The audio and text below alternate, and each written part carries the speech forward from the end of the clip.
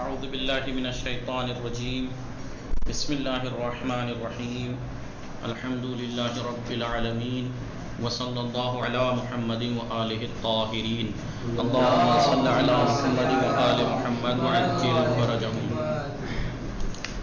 بات اصول عقائد میں چل رہی تھی۔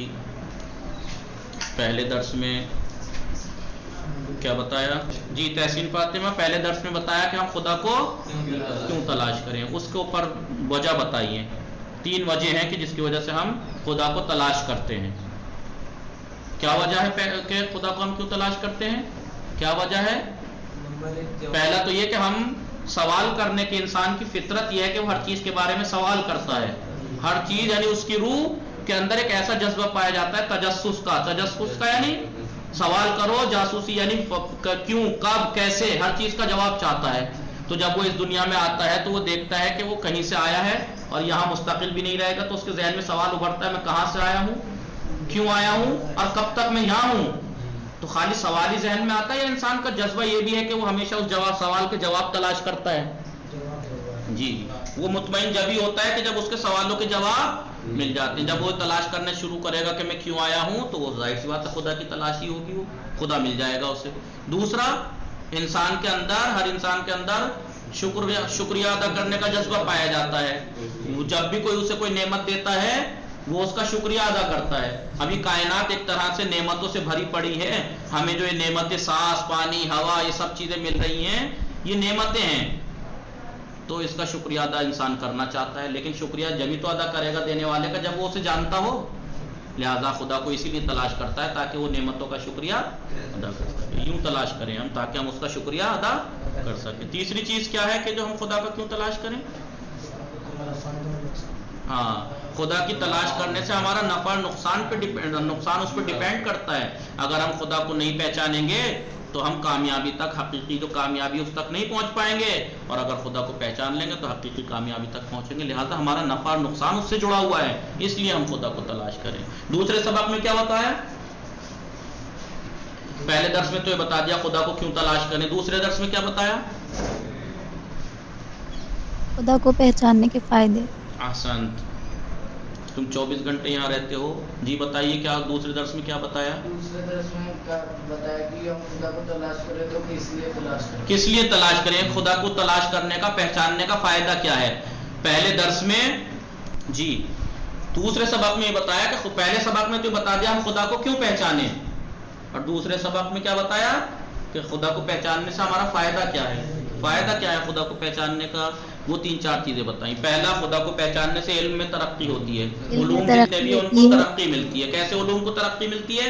مثال دے دی کہ ایک انسان جب کوئی کتاب گفٹ لے کے آتا ہے اور آ کے آپ کو ایک کتاب گفٹ دے اور کہے کہ اس کتاب کا لکھنے والا بڑا زبردست، ماہر، اپنے فن میں، اپنی فیلڈ میں تجربہ کار اور ماہر انسان، عالم ہے، تو آپ کیا کریں گے؟ اس کتاب کو ایسی الماری میں رکھ دیں گے یا غور سے پڑھیں گے اس کتاب کو؟ ایک ایک لفظ، ایک ایک کلمے کو ہم غور و فکر سے پڑھیں گے۔ لیکن اگر کوئی انسان ایسی نارمل سی کتاب لا کے کہتے نہیں اس کا لکھنے والا بس اتنا ماہر نہیں ہے، تو آپ اس کتاب کو غور سے نہیں پڑھیں گے، آپ ایسی تھوڑا سا مطالعہ کرا نہیں تو ایسی رکھ دیں گے۔ لیکن جو اچھے رائٹر کی کتاب ہوگی تو کیا کریں گے آپ؟ اسے کوشش کریں گے، غور و فکر کریں گے، جو چیز سمجھ میں نہیں آئے گی اسے کئی گھنٹے، کئی دن دیں گے سمجھنے کے لیے۔ ایسے ہی کائنات ایک طرح کی کتاب ہے، یہ سب ایک طرح کا کتاب ہے سب، کیونکہ ہمیں معلوم ہے کہ اس کو بنانے والا ایک ایسی ذات ہے کہ جو لامحدود ذات ہے، ہر چیز کی جاننے والی قادر عالم ذات ہے۔ ہمیں پتہ ہے اس کا بنانے والا کوئی بیکار نہیں خلق کیا ہے، اس کو ہر چیز ہدف کے ساتھ خلق کی ہے، لہٰذا ہم ہر چیز کے بارے میں صحیح سے غور و فکر کریں گے۔ پھر اور جب صحیح سے غور و فکر کریں گے تو جب آپ پیڑوں کے بارے میں ان کو غور و فکر کریں گے تو سائنس کو ترقی ملے گی، ڈاکٹری کو ترقی ملے گی، ہر چیز کی ریسرچ کریں گے، نہیں کریں گے غور و فکر کریں گے تو علم کو ترقی ملے گی نہیں جی۔ دوسرا کیا ہے؟ کیا فائدہ ہے؟ دوسرا فائدہ یہ ہے کہ انسان امید اور کوشش کا جذبہ پیدا ہوتا ہے۔ امید اور کوشش کا جذبہ پیدا ہوتا ہے۔ دیکھیے کیسے جواب دے رہی ہے ایک دم، اور آپ لوگ گونگے بیٹھے رہتے ہو جی۔ انسان کے اندر تلاش اور کوشش کا جذبہ اور امید پیدا ہوتی ہے۔ کیسے؟ جب انسان مصیبتوں میں گرفتار ہوتا ہے، جو لوگ خدا کو نہیں مانتے وہ کیا کرتے ہیں؟ عاجز آ کر آتم ہتیا کر لیتے ہیں، خودکشی کر لیتے ہیں۔ لیکن جو انسان مانتا ہے کہ ایک ذات ہے جو میرا خیال رکھتی ہے اور وہ مجھے مشکلوں میں اکیلا نہیں چھوڑے گی، اسے امید بندی رہے گی، پھر وہ ہر مصیبت کا مقابلہ کرے گا، کوشش کر کے کرے گا اس مصیبت سے۔ اگر میرا بزنس تھا وہ ڈاؤن ہو گیا، ٹھپ ہو گیا، میرا بزنس دیوالیہ ہو گیا، تو جو خدا پرست لوگ نہیں ہیں وہ کیا کرے گا؟ آتم ہتیا کر لیتے ہیں۔ لیکن جو ایک حقیقت میں ایسی ذات کو ماننے والا ہے، جو یہ جانتا ہے کہ ایک ایسی ذات ہے جو مجھے پھر دے دے گی، یہ جس نے پہلے دیا تھا وہ اب بھی وہ ذات مجھے یہ چیزیں دے دے گی، جب اسے یہ امید رہے گی تو پھر انسان دوبارہ سے کوشش کرے گا بزنس بنانے کی، یا نہیں؟ تو خدا کی معرفت سے کیا ہوگا؟ یہ فائدہ ہوگا کہ انسان کو امید ملتی ہے، کوشش کا جذبہ پیدا ہوتا ہے۔ تیسرا فائدہ کیا ہے؟ ذمہ داری کا احساس ہوتا ہے۔ کتنے لوگ ایسے ہیں کہ آپ ڈاکٹر ہی کی مثال لے لیجئے، کتنا بھی بیمار اور مریض چلا جائے اور وہ بیچارہ غریب ہو، وہ کہے گا کہ بھائی پہلے اتنے لاکھ رکھو، آپریشن تب کروں گا، ہاتھ بھی نہیں لگاتا وہ، جبکہ وہ دیکھ رہا ہے غریب آدمی، اس پہ 10,000 بھی نہ ہوں گے، 10 لاکھ تو دور کی بات۔ کیوں نہیں کرتے وہ؟ کیونکہ انہیں ذمہ داری کا احساس نہیں ہے، وہ نہیں مانتے کسی ایسی طاقت کو۔ لیکن جو ایسی طاقت کو مانتے ہیں کہ ایک ایسی ذات، ایک ایسی قدرت ہے کہ جو میرے ہر ایک عمل کا بدلہ دے گی، تو پھر انسان کو ذمہ داری کا احساس ہوگا، وہ اس کے بندوں کا خیال رکھے گا۔ ٹھیک ہے، یہی اور کچھ فائدہ؟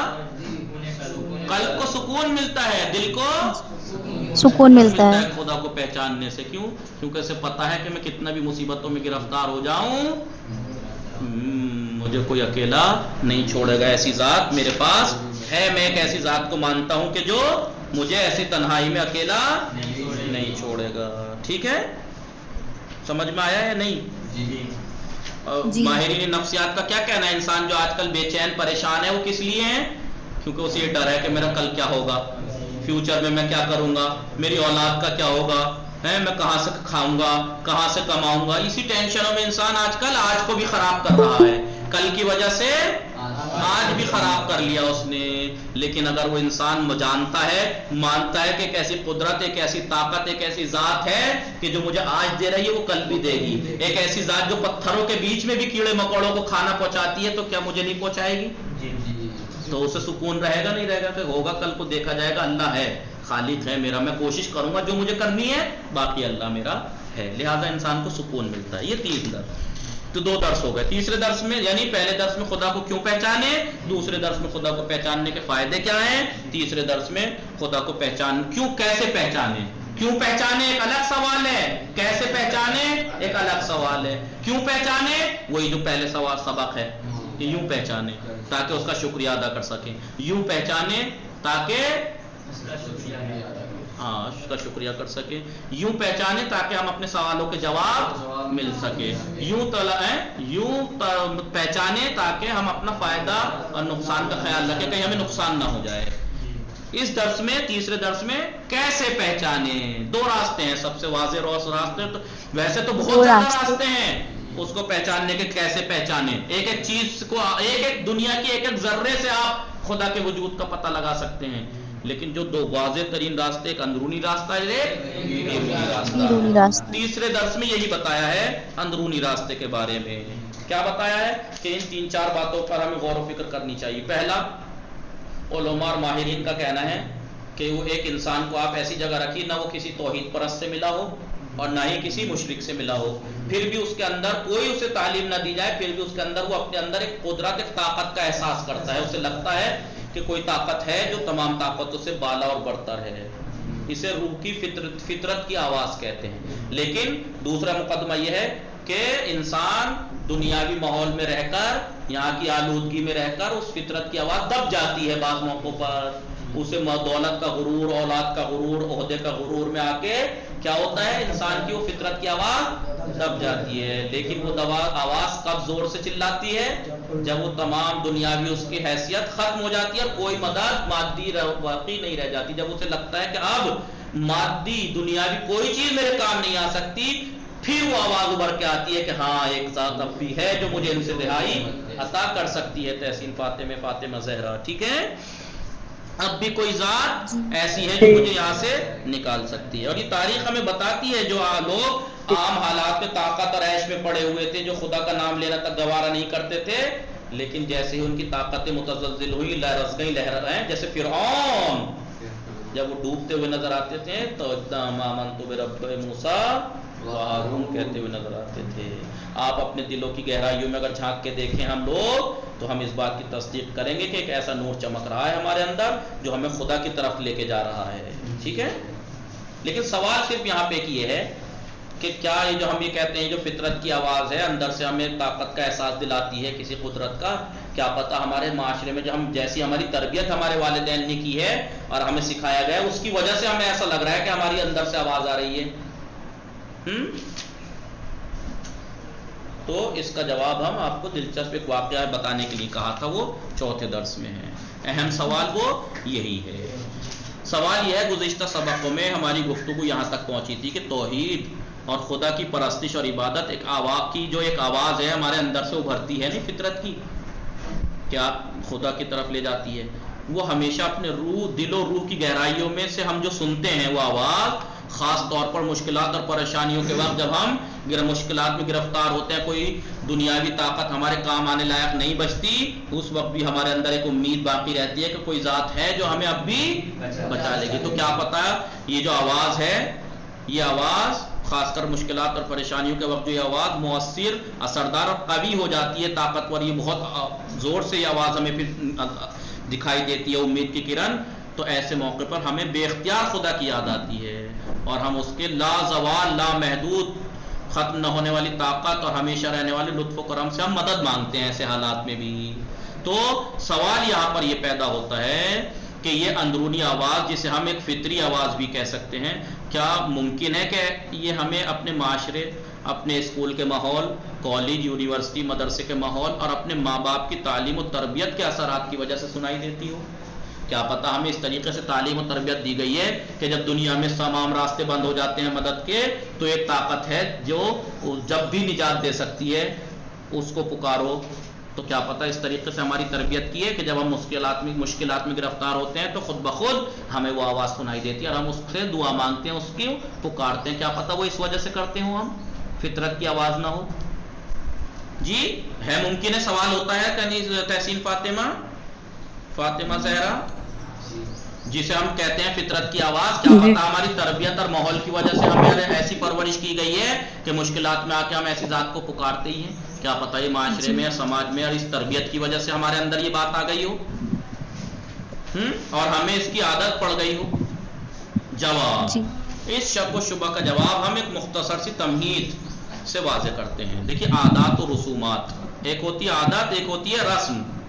عادت اور رسم موقع, محل, رنگ, نسل کے اعتبار سے بدلتی رہتی ہے. آپ کے ہاں شادی میں کچھ رسمیں ہیں گجرات میں, ہمارے ہاں کچھ اور. ہر تھوڑی سی دور کے فاصلے پر جا کے رسمیں بدل جاتی ہیں. تو عادات اور رسومات جو ہیں نا وہ غیر پائیدار چیزیں ہیں, غیر پائیدار چیزیں جو ہمیشہ نہیں رہتی. غیر پائیدار ہے, پائیدار نہیں ہے, ٹکاؤ نہیں ہے, بدلتی رہتی ہیں. اگر آپ یہ کہہ رہے ہیں کہ جو ہم جسے فطرت کی آواز کہہ رہے ہیں ماں باپ کی تربیت کی وجہ سے ہمارے اندر آ گئی ہیں, سوال ہے نا یہ. تو کہا کہ اگر ہم یہ مان لیں کہ چلو یہ عادت کی وجہ سے آ گئی, ہمارے ماں باپ نے ایسی تربیت کی ہے, ہماری عادت ایسی بن گئی ہے, اس لیے ہمارے اندر سے آواز آ رہی ہے. تو اگر یہ عادت ہوتی ہے, اگر یہ فطرت ہوتی, نہیں عادت ہوتی تو یہ بدلتی. عادت ہوتی تو وقت کے ساتھ, علاقے کے ساتھ کبھی تو بدلتی. اور دنیا کے کسی انسان میں جب کہ نہیں بدل رہی, نہ رنگ کوئی سی بھی رنگ کا, کوئی سی بھی نسل کا انسان ہو, سب کے اندر یہ بات پائی جاتی ہے, چاہے وہ عالم ہو, چاہے جاہل, چاہے کبھی پڑھا لکھا ہو, نہ پڑھا ہو, تب بھی اس کے اندر یہ آواز آ رہی ہے. اگر یہ معاشرے میں رہنے کی وجہ سے ہمارے اندر یہ باتیں آئی ہوتی تو بدلتی ہے. معاشرہ جیسے جیسے معاشرہ بدلتا ایسے یہ بات بدلتی. لیکن ان کا نہ بدلنا اس بات کی دلیل ہے کہ یہ فطرت ہے, اور فطرت عادت رسومات نہیں ہوتی, عادت رسومات بدلتی ہیں, فطرت نہیں بدلتی. لہذا جو عادات اور رسومات ہیں غیر پائیدار چیزیں ہیں, ان میں تغیر و تبدیلیاں چینجنگ پیدا ہوتی رہتی ہے. یعنی کوئی بھی عادت اور رسم و رواج جو کہ پوری انسانی تاریخ میں تمام قوموں کے درمیان ایک ہی شکل اور ایک ہی حالت میں باقی رہی ہو, ہمیں نظر نہیں آتی. دنیا کے تاریخ اٹھا کے دیکھ لیجئے, کوئی عادت, کوئی رسم ایسی بتا دیجئے جو نہ بدلی ہو زمانے کے ساتھ, وقت کے ساتھ, مذہب کے ساتھ, رنگ کے ساتھ, روپ کے ساتھ, علاقے کے ساتھ. کوئی ایسی رسم ہے جو ہمیشہ رہی ہو, ہر جگہ رہی ہو؟ نہیں رہی نا. اگر کہیں آج کوئی عادت یا رسم رائج ہے تو ممکن ہے کل اس میں تبدیلی پیدا ہو جائے. یہی وجہ ہے کہ ایک قوم کی عادات و رسومات ممکن ہے دوسری قوم میں نہ پائی جائیں.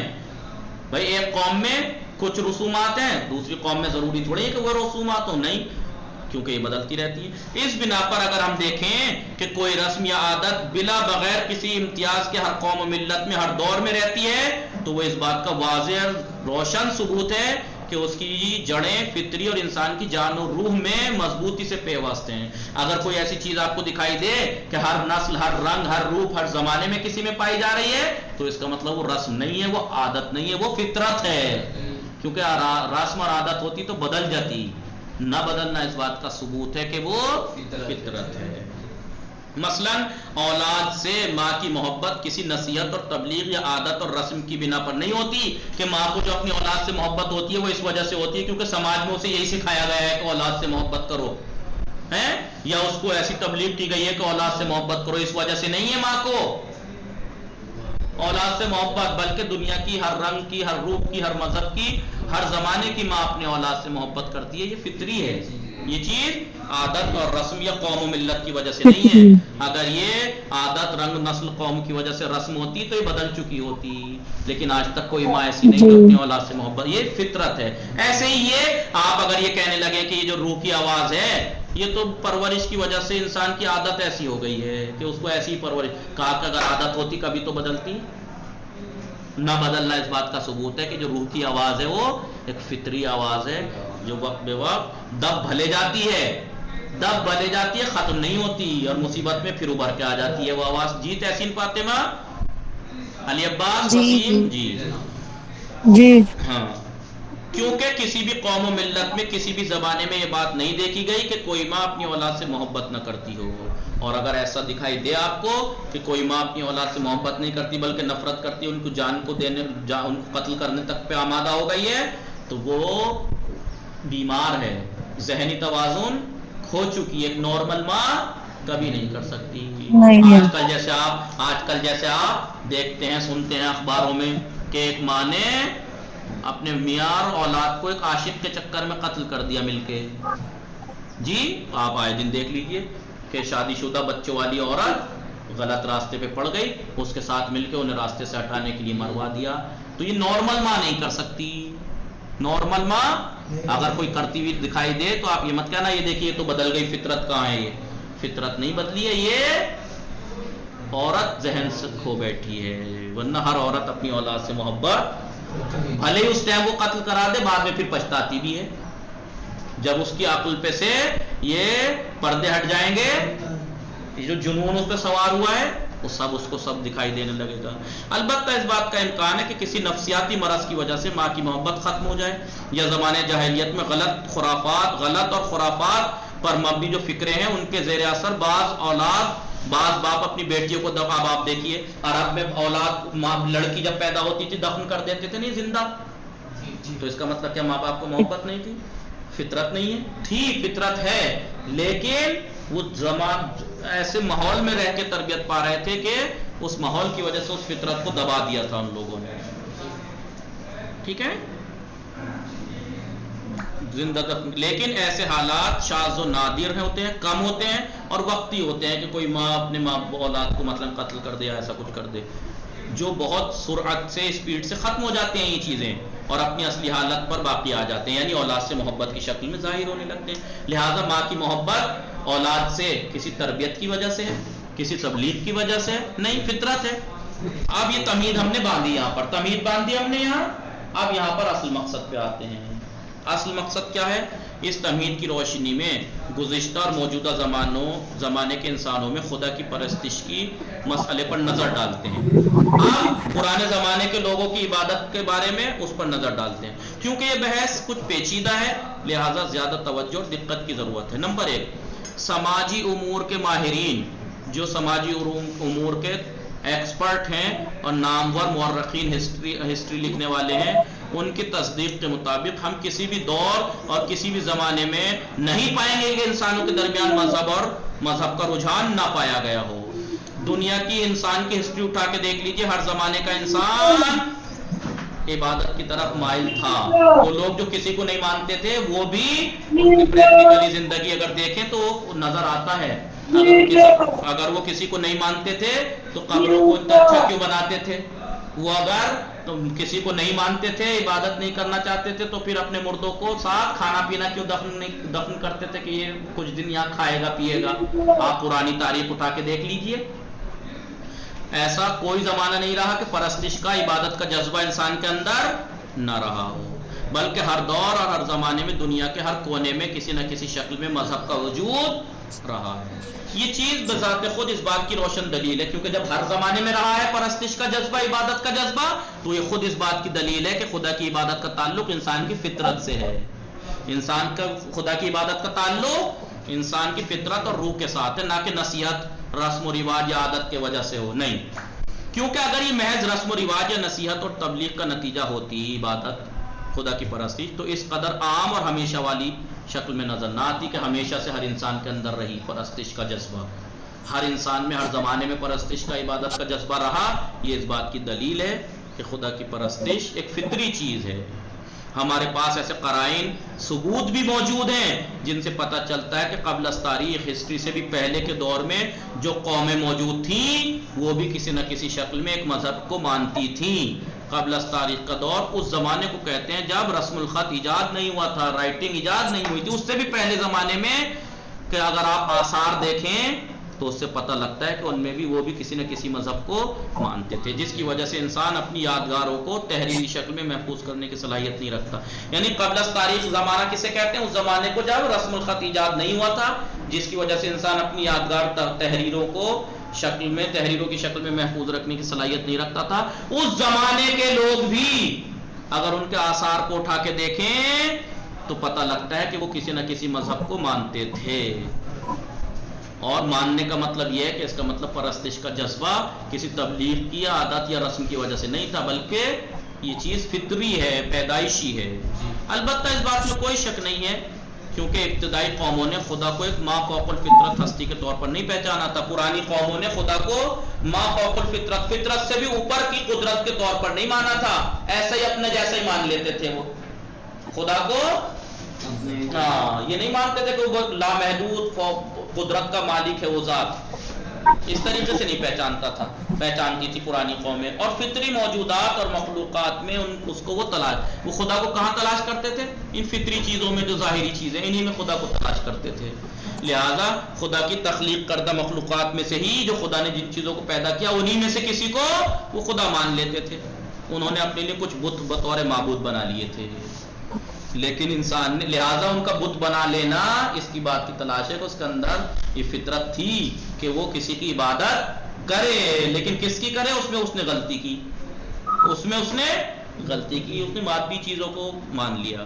لیکن انسان نے اپنی ذہنی ارتقاء یعنی ذہنی ترقی کے ساتھ ساتھ رفتہ رفتہ حق کو پہچاننا شروع کیا اور مادی چیزوں سے اپنے لیے جو بت تراش لیے تھے ان سے کنارہ کشی اختیار کر کے. اب دیکھیے جیسے جیسے زمانہ بڑھ رہا ہے، جتنا جتنا شعور بڑھتا ہے، وہ لوگ جو بتوں کے سامنے ایسے سجدے میں پڑے رہتے تھے، آج ان کو خود بخود عقل کی ترقی کے ساتھ سمجھ میں آ رہا ہے کہ یار جو بت اپنے منہ پہ سے، اپنے جسم پہ سے، اپنے اوپر سے ایک مکھی نہ اڑا سکتے ہوں، وہ میرا خدا کیسے ہو سکتا ہے؟ جو نہ بول سکتا، نہ ہل سکتا، نہ چل سکتا، وہ میرا خدا. ایسے آپ جیسے جیسے زمانہ گزر رہا ہے وہ ایسے لوگ ان سے ہٹ رہے ہیں. اپنے لیے جو اس نے بت تراش لیے تھے ان سے اب کنارہ کشی اختیار کر کے اس جہان نے مادی سے اب وہ ایک ایسی ماورا خداوند بزرگ و برتر کی قدرت و طاقت سے اب آشنا ہونے لگا انسان کہ ایک ایسی قدرت جو بہت بزرگ ہے، برتر ہے، اس کی طاقت لامحدود طاقت ہے، وہ ایسی طاقت کی طرف مائل ہونے لگے.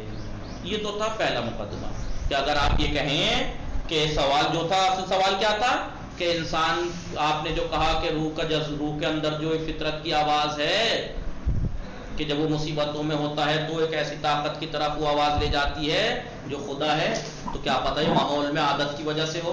تو اس کا جواب کیا ہے کہ اگر عادت کی وجہ سے ہوتا تو پرانے انسان بھی ہر زمانے میں فطرت پرستش کا جذبہ پایا جانا اس بات کا ثبوت ہے کہ خدا کی پرستش ایک فطری چیز ہے. وہ الگ بات ہے کہ ان لوگوں نے خدا کو پہچاننے میں غلطی کی، لیکن جذبہ تو تھا عبادت کا کہ کسی طاقت کی عبادت ہمیں کرنی ہے. جی تحسین فاطمہ. جی آقا. جی نمبر 2، کچھ بڑے نامور ماہرین نفسیات کہتے ہیں، جو نفس کے ماہر لوگ ہیں، کہ آدمی کی روح میں دراصل 4 قسم کی حص پائی جاتی ہیں، 4 حص پائی جاتی ہیں انسان کی روح کے اندر۔ کون سی؟ ایک حص سمجھنے کی حص، ایک حص سمجھنے کی حص جو انسان کو علم و دانش کو حاصل کرنے کے لیے، ایک انسان کے اندر سمجھنے کی حص پائی جاتی ہے، وہ انسان کو یہ کہتی ہے چل بھائی کچھ سیکھ، علم حاصل کر، جو انسان کو علم و دانش کے حاصل کرنے کے لیے آمادہ کرتی ہے اور اس کی روح میں علم کی پیاس پیدا کرتی ہے، چاہے وہ علم مادی، چاہے وہ اس علم میں مادی فائدہ ہو اس کا یا نہ ہو، تب بھی وہ علم حاصل کرنے کے لیے آگے بڑھتا ہے۔ نمبر 2، دوسری حص کون سی حص پائی جاتی ہے اس کے اندر؟ نیکی کی حص۔ ہر انسان کے اندر نیکی کی حص پائی جاتی ہے جو انسان کو اخلاق و انسانیت کا سرچشمہ ہے۔ یہی چیز ہے کہ آپ انسان کے اندر نیکی کی حص ہے، تبھی آپ دیکھیے چاہے وہ خدا کو مانتا ہو نہ مانتا ہو، پھر بھی وہ یہ جانتا ہے کہ مجھے کسی کی مدد کرنی چاہیے، یہ حص اس کے اندر پائی جاتی ہے۔ تیسری، ذوق لطیف کی حص، اس کے اندر حص پائی جاتی ہے ذوق لطیف، شوق، یعنی شعر و ادب، فن، وہ اسے یہ ابھارتی ہے کہ تو شعر سیکھ اور جو فن ہے وہ فن سیکھ۔ چوتھی، مذہبی حص، انسان کی روح کے اندر مذہبی حص پائی جاتی ہے۔ کوئی انسان جو یہ کہہ رہا ہے میں اب کسی خدا کو نہیں مانتا، وہ بھی مانتا ہے، اس کی پریکٹیکل میں آپ جا کے دیکھ لیجئے گا۔ جو انسان خدا کی معرفت اور اس کے احکام کو انجام دینے کی دعوت دیتی ہے۔ مذہبی حص کس چیز کی دعوت دیتی ہے؟ کہ خدا کو پہچانا جائے، اس کے احکام کو انجام دیا جائے، اس چیز کی طرف دعوت دیتی ہے۔ اور یہ بات ہمارے مشاہدے میں ہے، اور یہ بات ہم دیکھتے ہیں کہ مذہبی حص انسانی روح کی اصل وہ بنیادی حص ہے، ہر انسان کے اندر ہی بنیادی حص ہے، یعنی نہ کبھی اس سے الگ تھی اور نہ کبھی الگ ہوگی، جو مذہبی حص ہے۔ سمجھ میں آیا آپ لوگوں کے؟ وصلی اللہ علی محمد وآلہ الطاہرین۔ ٹائم ہو گیا کیونکہ 10 منٹ زیادہ ہو گئے۔